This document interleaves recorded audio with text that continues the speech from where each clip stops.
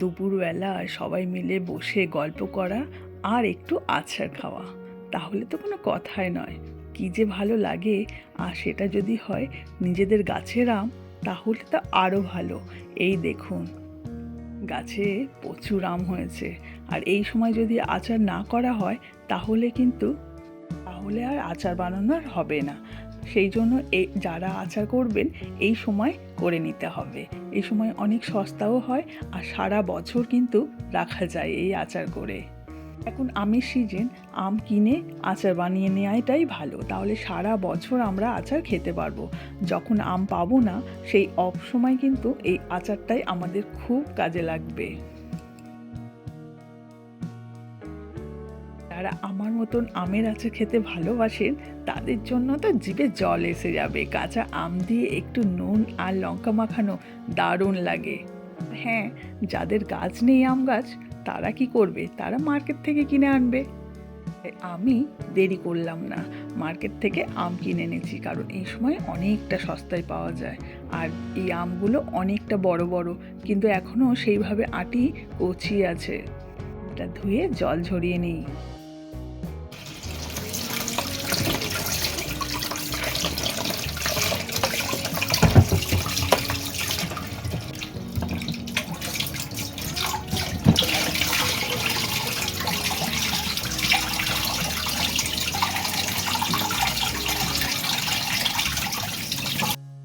সব আমগুলো খুব ভালো করে ধুয়ে নিচ্ছি, কারণ এখানে আমি 2 রকমের আচার বানাবো। তার জন্য অনেকটা আম আনা হয়েছে।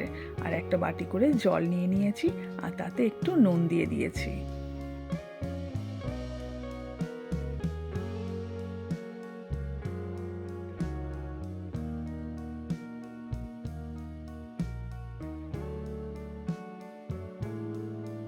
ছুরি বা বঁটি যাতেই কাটুন না কেন, ছুরি বা বঁটি যাতেই সুবিধা হয় তাতেই ভালো করে খোসাগুলো ছাড়িয়ে নিতে হবে। তারপর পুরো গোল করে আমটাকে লম্বা লম্বা করে চিড়ে নিতে হবে। জিরে জিরে করে আমটা কাটতে সুবিধা হবে, একটু লম্বা লম্বা রাখতে হবে।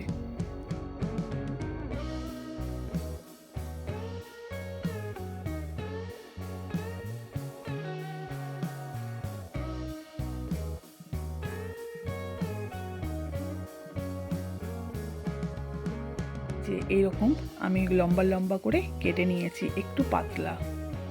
আমি ওই নুন জলে দিয়ে দিচ্ছি, পুরো আমটাকে কেটে নিতে হবে। মশলা এখানে খুব বেশি কিছু লাগছেই না। আপনারা চাইলে এখানে শুকনো লঙ্কা দিতে পারেন। আমি এখানে 5 ফোড়ন দিলাম। 5 ফোড়ন আর শুকনো লঙ্কা ভালো করে কড়াই একটু গরম করে নিতে হবে। পরে এটাকে গুঁড়ো করে নিতে হবে। আর এই দেখুন, আমটা তেল ছাড়াই করব। আম নিয়েছি আর তাতে পরিমাণ মতন চিনি দিচ্ছি। আপনারা যদি মিষ্টির পরিমাণ কম রাখতে চান, তাহলে চিনিটা একটু কম দেবেন। তবে টক আমে একটু বেশি চিনি লাগে। আমি এখানে পরিমাণ মতন চিনি দিয়ে দিয়েছি। দিয়ে আবার এটা নেড়ে দেবো। এখানে কিন্তু জল দেব না, যেহেতু সারা বছর আমটাকে রেখে দেব আচার বানিয়ে, সেই জন্য এখানে জলের ব্যবহার একদম করব না।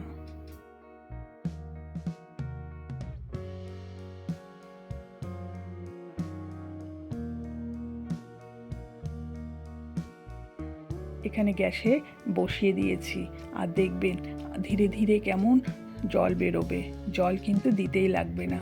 লঙ্কা গুঁড়ো দিয়েছি অল্প।